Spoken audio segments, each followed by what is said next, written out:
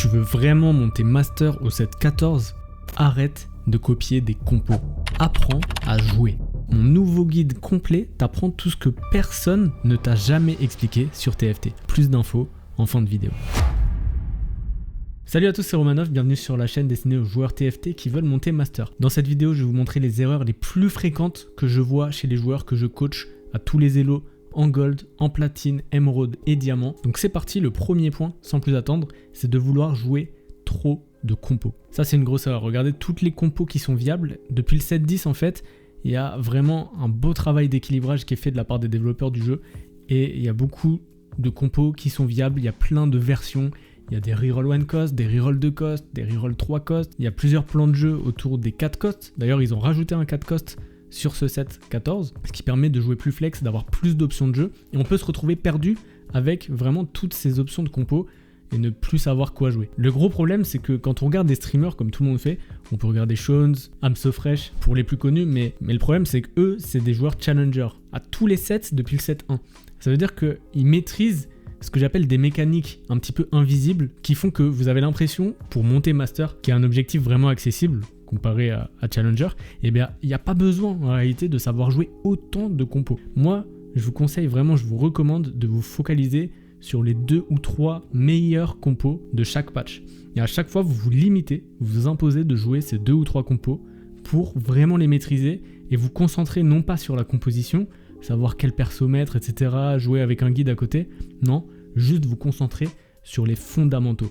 Parce que c'est ça les mécaniques invisibles dont je vous parlais quand vous regardez vos streamers préférés. En fait, eux, c'est ancré, c'est assimilé pour eux. Ils ont les fondamentaux, ils savent quand roll, quand push de level, ils maîtrisent les transitions, ils maîtrisent la tempo, l'exécution, tout un tas de choses que vous avez peut-être pas conscience quand vous regardez et que vous êtes à plus bas elo. Et ça, c'est un problème. Comprenez bien qu'il vaut mieux jouer 3 compos de manière optimale que de jouer 15-20 compos de manière médiocre. Donc ça, c'est la première erreur que je vois vraiment. Moi, la première fois que je suis monté master, j'ai joué 3 compos, c'était sur le set 12, Kalista, Varus et Karma, et c'est tout. Et je suis monté de diamant à master comme ça en quelques jours. La deuxième erreur que je vois souvent, et à tous les élos d'ailleurs, même en master 0LP, c'est que vous forcez trop souvent une direction dès le 2-1, c'est-à-dire dès le choix de la première augmente au tout début de la partie. Alors dans certains cas, ça peut fonctionner, mais globalement, c'est mauvais de faire ça, et j'appelle ça un gameplay ChatGPT. Je vais vous expliquer pourquoi. Le gameplay ChatGPT, c'est avoir ce start-là, se dire qu'on part sur Anima Squad, prendre un guide et le mettre sur votre deuxième écran avec tous les persos de la compo, et essayer de copier la compo que vous avez juste à gauche. Mais ça veut dire quoi ? Pourquoi j'appelle ça ChatGPT ? Parce que vous mettez votre cerveau en mode off, vous réfléchissez pas et vous ne comptez que sur la RNG. C'est-à-dire que vous attendez juste que les persos idéaux tombent dans votre shop, que ça soit les Anima Squad, et vous cliquez que sur les persos Anima Squad qui sont dans la compo sur votre guide à côté, dans vos shops. Et en fait, ça revient à jouer au casino, à mettre une pièce dans une machine à sous et à espérer gagner la partie. Vous avez en fait aucun contrôle sur votre game quand vous faites ça. La direction, elle peut se prendre plus tard dans la game, elle peut se prendre pendant le stage 3, en fonction des items qui tombent, en fonction des shops que vous avez et du meilleur board que vous construisez. Ça s'appelle jouer strong board. C'est un fondamental, pareil que les joueurs que vous regardez en stream. Ils n'expliquent pas tellement c'est logique pour eux, tellement c'est intégré. C'est comme marcher en fait. Imaginons que vous avez ce start au début de la partie. Sylas, Silaol, Seraphine, ça vous donne 3 Anima Squad. Et bien la plupart des joueurs qui sont pas très bien classés, ils vont se dire ok, c'est une game Anima Squad. Pour la simple raison qu'ils ont 3 persos Anima Squad. Mais en réalité, c'est pas vraiment comme ça que ça fonctionne. Il y a beaucoup plus d'éléments à prendre en compte pour prendre une direction. Le premier élément, c'est les items. Vous avez des items de départ, et c'est plus avec ces items-là qu'il va falloir prendre une direction, plutôt qu'avec ces persos-là. Pourquoi ? Parce qu'Anima Squad, je prends l'exemple concret ici, le carry de la compo, c'est Xayah. Et Xayah, elle veut des items AD. Elle veut surtout des épées, des arcs pourquoi pas, et des gants pour faire beaucoup de dégâts AD. Et ici, si on se retrouve avec un start avec des dégâts magiques, et bah on veut plutôt jouer une compo qui utilise ces items-là. Sinon, pour trouver des bons items pour Xayah, ça va être trop galère, vous allez mettre trop de temps. Et on appelle ça jouer low tempo, j'en reparlerai plus tard. Donc ici, on va plutôt vouloir faire pourquoi pas une Ionic et mettre la goutte ici sur Séraphine et se diriger plutôt vers une compo AP, puisqu'on a fait une Ionic. Ce qui veut dire que vous pouvez très bien jouer avec votre board Anima Squad, mais il va être changé plus tard dans la game, on appelle ça des transitions, pour se diriger vers un perso qui tape AP et pourquoi pas Brand et du coup faire une transition comme ça tout au cours de votre game. La troisième erreur qui coûte vraiment très cher aux joueurs, et ça je la vois beaucoup trop souvent, c'est de laisser beaucoup d'items sur son banc pendant trop longtemps. Le problème, ça revient toujours à une gestion de la tempo, et ça c'est un concept fondamental qu'on explique rarement dans TFT. Laisser des items sur le banc, ça vous affaiblit. Et même si vous allez, en faisant ça, chercher peut-être un item parfait, peut-être qu'avec ce gant, justement, vous jouez Xayah et vous voulez absolument une IE, peut-être qu'avec cet arc, vous cherchez absolument un GS, mais du coup, en attendant d'avoir ces items parfaits, entre guillemets, c'est des exemples, et bien ça vous empêche d'être puissant tout de suite. Et du coup, au moment où vous laissez tous ces items sur le banc, vous allez avoir un board très faible comparé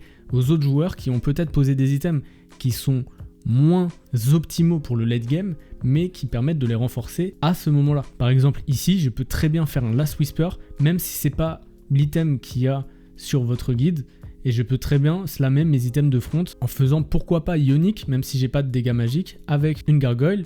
Et là, ok, c'est peut-être pas les items parfaits qu'il y a dans la compo à côté, surtout que Xayah, elle tape en dégâts physiques, et la Ionic, elle a peut-être moins d'intérêt ici, mais au moins, vous faites des dégâts, vous n'avez pas 1000 items sur le côté, et je vous assure que si vous êtes assez bas en elo, si vous êtes gold, platine, ça va largement suffire de poser vos items qui sont peut-être pas optimaux pour la fin de la game, mais qui sont forts tout de suite. Ça vous assure au moins un top 4 de faire ça, et ça vous permet aussi d'aller plus loin dans la game.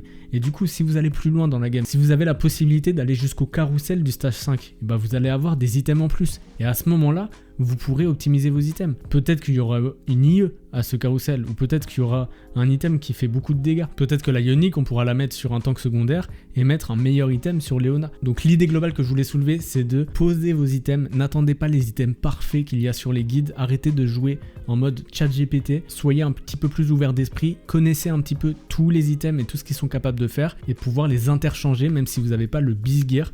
Vous pouvez très bien flex de manière à être plus fort dans la game et assurer plus régulièrement des top 4. La quatrième grosse erreur, c'est la gestion de l'économie. Soit vous dépensez vos golds trop tôt dans la partie, soit vous ne dépensez pas assez vos golds. Et ça aussi, c'est un problème. Alors le premier problème, on le voit plus souvent chez des joueurs vraiment débutants, en silver, un petit peu en gold. En général, il faut vraiment faire ses paliers le plus tôt possible, ses paliers de 10 gold, dans le but d'avoir 50 gold dans sa banque et de générer comme ça 5 d'intérêt à chaque round. Donc attention de ne pas avoir des persos trop chers sur votre banc en vous disant « ouais, ça sera mon prochain perso quand je vais level up », mais en attendant, ça vous empêche peut-être de faire le palier. Donc ne gardez pas trop vos 3 costs, c'est une règle globale, si ça vous coûte cher en palier. Aussi en général, pendant tout le stage 2, on n'a pas besoin de reroll. Donc voilà, faites vos paliers le plus tôt possible, ça c'est un truc qu'on dit souvent aux débutants. Mais maintenant, on le dit tellement, on l'entend tellement, qu'il y a des joueurs qui sont plates, parfois même émeraude, j'en vois, ils sont tellement omnibulés par ces paliers d'économie qui ne dépensent pas assez leur thune. Sauf que l'intérêt de faire des paliers, l'intérêt d'être riche dans TFT, c'est de dépenser sa thune. La thune, ça sert à renforcer son board. Ça sert à infliger des dégâts à ses adversaires. Ça sert à économiser des HP pour rester en vie jusqu'au top 4. Donc quand je vois des joueurs qui ont un palier de 50 gold pendant toute la game et qui dépensent leur thune au dernier moment quand il leur reste 10 HP, ça c'est un vrai problème. Et je le vois beaucoup plus souvent que vous le pensez. Donc l'idée, le timing général où on doit dépenser notre argent, si on joue autour des 4 costs, bah c'est pour trouver nos unités de 2 stars. En général, ça sert à rien de rester à 50 gold si vous n'avez pas vos unités de 2 stars pendant le stage 4, parce que le stage 4, vous allez perdre beaucoup d'HP, c'est là qu'on veut se renforcer, c'est là qu'on veut stabiliser.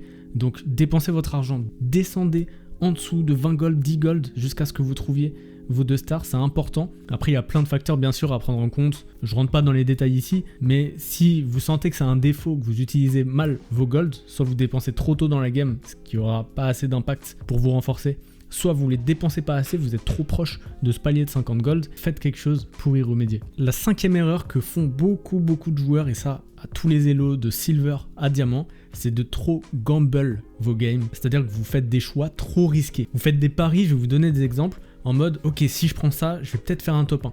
Le problème de ce genre de décision, c'est que c'est souvent des games où vous allez faire soit un très bon top, soit un top 8 si ça se passe mal. Et ça, dans le but de monter master, c'est vraiment une grosse erreur parce que pour monter master, il n'y a pas besoin de prendre des risques inconsidérés, on veut juste être régulier et faire le plus de top 4 possible. Le top 1, il viendra si les conditions sont réunies. Donc je vais développer pour ce point, mais d'abord je vais vous parler de genre d'augmente. C'est souvent dans les augmentes qu'on prend des décisions gamble. Par exemple, branching out, parfois c'est un très bon augmente à prendre, mais s'il y a une meilleure option qui est beaucoup plus safe, qui vous donne peut-être un item ou n'importe quoi, mieux vaut préférer ça parce que Branching Out, ok, ça peut vous donner une spat qui vous fait un +1, qui va vous faire jouer, je sais pas, 10 Anima Squad, je dis n'importe quoi, ou +1 Exotech qui est très fort en ce moment dans la méta, ça peut être très fort, mais si ce Branching Out, il vous donne un truc complètement pourri, comme Boombot, qui est en ce moment dans la méta pas terrible, ou Golden Ox, vous allez perdre 2 à 3 places de moyenne en average. Donc attention à ce genre d'augmente, c'est pas la seule. Une Exalted Aventure, c'est le genre de truc aussi. En fait, tout ce qui est un petit peu random, où on te donne une liste de 3 persos, 2 stars à reroll, et si tu arrives à les faire 3 stars pendant la game, ça te donne plein de récompenses. Ça, c'est des trucs si vous tombez sur des persos pas méta. Alors, si vous tombez sur Vayne ou TF en ce moment, c'est très très bien. Mais si vous tombez sur des trucs un peu pourris comme Leblanc, Naafiri, Rast, Skarner, bon, là, vous êtes un peu dans la sauce pour construire une compo viable avec ça. Je dis pas que c'est une mauvaise augmente, je dis pas que c'est des mauvaises augmentes, des mauvais choix, mais c'est des choix qui, je pense, sont réservés à des joueurs expérimentés au-dessus de Master qui doivent aller chercher des conditions vraiment précises pour faire un top 1 parce que tout le monde est fort dans le lobby. Mais à plus bas elo, il n'y a vraiment pas besoin de prendre autant de risques. Restez sur des plans de jeu qui sont simples, que vous maîtrisez. Il n'y a pas besoin de connaître toutes les augmentes et toutes les compos pour monter Master à TFT. Il n'y a pas besoin de connaître toutes les lignes, il faut juste jouer vraiment secure. Comment on fait pour jouer secure ? Bah, c'est surtout dans le choix d'augmente en fait. Ne prenez pas une augmente où vous vous dites ok, je serai fort plus tard grâce avec ça. Je serai fort quand j'aurai Viego. Je serai fort quand j'aurai touché ma Samira. Je donne des exemples comme ça, mais c'est le genre de choix qui peut vous coûter un top 8 ou un bottom en tout cas quand vous prenez une augmente dans le but d'être fort beaucoup plus tard quand vous aurez touché votre légendaire, etc. Ça, c'est un truc à pas faire. Quand on choisit une augmente, si vous voulez un plan de jeu safe, on choisit un truc qui nous renforce tout de suite. On peut pas avoir un plan de jeu autour d'une légendaire, sachant que les légendaires, on a les plus de chances de toucher au niveau 9, alors qu'on n'est même pas sûr de passer niveau 9 et d'être en vie. Et c'est là que j'en reviens au choix d'avoir un plan de jeu qui vise le top 4. D'abord, prenez quelque chose de safe qui vous emmène vers un top 4, qui vous fait rester en vie parmi les 4 derniers joueurs. Et à partir du moment où votre top 4 est sécurisé, là, vous allez pouvoir penser à, ok, comment je peux caper mon board, comment je peux être plus fort, comment je peux renforcer grâce à une légendaire, lui mettre des items, mais c'est seulement à ce moment-là que vous trouvez des items au carrousel ou au PVE pour renforcer votre board grâce aux légendaires. Mais c'est pas en 2-1 quand vous avez un start, je reprends le même exemple, Séraphine, Sylas et Ilaoi, où vous vous dites ah ok, je vais faire un archange parce que c'est très fort sur Aurora et quand j'aurai Aurora 2, ça sera broken. Vous pensez trop au top 1 alors que d'abord il faut sécuriser un top 4. Le dernier truc, c'est que vous adorez faire ça, jouer le trait Cypher, en tout cas le set précédent, vous étiez nombreux à jouer Kem Baron et à vous casser les dents dessus. C'est normal parce que quand on a un gros cash, c'est hyper satisfaisant, c'est des belles games. Mais encore une fois, jouer Cypher et jouer toutes les synergies basées sur des loose tricks qui vous donnent des récompenses grâce à un cash out, c'est le genre de plan de jeu vraiment risqué où la récompense peut être très forte, tu peux vraiment viser le top 1. C'est les conditions les plus probables en fait pour aller caper son board au maximum. Mais si c'est mal exécuté ou si vous n'avez pas trop de chance dans votre game, vous allez faire top 8 à coup sûr. Donc vous n'avez pas besoin de prendre autant de risques et de jouer des lignes aussi difficiles pour monter Master. Je préfère quand même repréciser que ça s'applique pour les joueurs qui veulent monter Master. Et encore une fois que tu es Master, on rentre un peu dans une autre dimension et les joueurs sont bien sûr beaucoup plus forts, tous, ils ont tous des bons fondamentaux. Il va falloir chercher des conditions de victoire beaucoup plus précises et être beaucoup plus rigoureux dans le gameplay et dans les décisions de plan de jeu. Donc si vous voyez des tchals ne pas appliquer les conseils que je vous dis là, c'est parce qu'ils sont dans des lobbies de joueurs très forts, mais ça s'applique pas pour vous. La 6e erreur qui peut vraiment vous faire décoller en elo si vous arrêtez de la faire, mais ça c'est plutôt pour des joueurs assez expérimentés, entre émeraude et diamant on va dire, c'est de ne pas scout. Alors scout c'est regarder le board des adversaires et c'est une stratégie assez avancée parce qu'il faut déjà être bien à l'aise sur votre propre board, sur votre direction, les champions, les transitions, les shops, les décisions de push et de roll, les items, etc. etc. Il y a beaucoup de choses à penser, donc si déjà vous maîtrisez pas, si vous vous sentez pas à l'aise sur le jeu, ça sert à rien d'essayer de scout vos adversaires. Par contre, une fois que vous maîtrisez vos 2-3 compos et que vous êtes à l'aise sur le jeu de manière générale, il faut aller scout. Et il y a 3 choses à bien regarder pour scout. Ça sert à rien d'aller sur les boards adverses et de pas savoir quoi regarder. Donc la première chose, c'est de prendre un petit peu la température du lobby, c'est-à-dire regarder les directions globales. Est-ce qu'il y a un joueur qui va jouer Rengar peut-être ? On veut pas être 2 à jouer une même compo reroll. Donc s'il y a quelqu'un qui a déjà un Rengar et qui a déjà un item parfait pour lui, ça sert à rien d'aller le contester. Ça c'est pour les directions. Vous pouvez aussi regarder les augmentes en 2-1.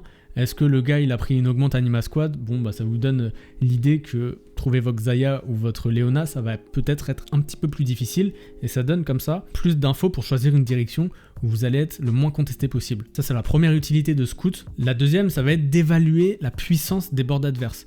Donc vous avez votre board, je mets n'importe quoi, vous avez un truc comme ça et en face en fait vous allez regarder comment sont setup les boards, quelles sont leurs augmentes, quels sont leurs items sur quel perso, est-ce qu'ils ont des upgrades, et comme ça vous allez pouvoir prendre des décisions sur est-ce que vous devez push de level, est-ce que vous devez roll, est-ce que vous pouvez potentiellement les battre ou est-ce que vous êtes plus faible qu'eux, est-ce que vous avez besoin de poser un item pour les battre et conserver une win streak, est-ce que vous voulez peut-être absolument la lose streak et donc éviter de le battre et peut-être juste mettre le Jhin en front parce que vous voulez absolument perdre. Tout ça, c'est des infos que vous devez prendre chez vos adversaires quand vous êtes à l'aise. Évaluer la puissance de leur board, ça vient aussi avec la méta, bien sûr, s'il y a des persos qui sont plus forts que d'autres. Et la dernière chose, bien sûr, c'est scouter pour le positionnement. Il faut toujours, entre chaque round, regarder les boards adverses et voir un petit peu où se trouvent les unités importantes. Par exemple, dans ce set là, il y a Z et Sejuani qui sont des unités un peu chiantes parce que Z, il peut sauter sur votre carré adverse. Donc s'il y a le Z que je vois là en face, mon Jhin, je vais le mettre là. Et la Sejuani, c'est pareil, si elle est sur un côté, elle va stun votre backlane. Donc là, la Sejuani, si elle est placée là, elle va stun mon Jhin. Si je mets mon Jhin ici, il se fait one shot par Z, donc je vais quand même rester là. Mais vous comprenez l'idée, il faut se placer de manière optimale et il faut savoir vraiment qu'à board égal, à puissance égale, votre positionnement peut vraiment faire la diff entre une victoire ou une défaite sur ce round là. Donc voilà globalement ce que vous devez regarder quand vous scoutez vos adversaires. C'est une stratégie à avancer, mais ça permet vraiment d'aller monter master. La 7e et dernière erreur, c'est la plus grave, c'est de ne pas être abonné à ma chaîne YouTube. Si vous voulez des tier lists des meilleurs compos, si vous voulez des reviews de gameplay, abonnez-vous, c'est gratuit. Et je publie très régulièrement des vidéos pour vous aider à progresser. Et la grosse annonce dont je vous parlais au tout début de la vidéo, c'est que j'ai créé un grand guide pour monter master au set 14 de TFT. Au programme, 14 vidéos sur les fondamentaux, toutes les mécaniques invisibles dont je vous parlais et dont les joueurs challengers vous parlent jamais parce que c'est tellement évident pour eux. Mais en plus de ça, 30 reviews pédagogiques de gameplay de Gold à Master. C'est des joueurs que je coach et j'en publie 2 par semaine. Comme ça, vous êtes à jour sur la méta, sur chaque nouveau patch. Et en rejoignant mon guide, vous aurez aussi accès à mon Discord de secret que je réserve qu'aux joueurs que j'ai coachés et qui regroupe une communauté active où on répond à toutes les questions, on s'entraide et il n'y a que des joueurs vraiment motivés à monter Master. Alors si ça vous intéresse, mon grand guide sera disponible à partir de lundi 14 avril. Pour s'inscrire, il suffit de rejoindre ma liste email en cliquant sur le premier lien dans la description. Tu recevras toutes les infos. Alors si tu veux passer un cap à TFT et transformer ton niveau de jeu, clique sur le premier lien dans la description. C'était Romanov, je vous dis à très bientôt sur YouTube. Ciao.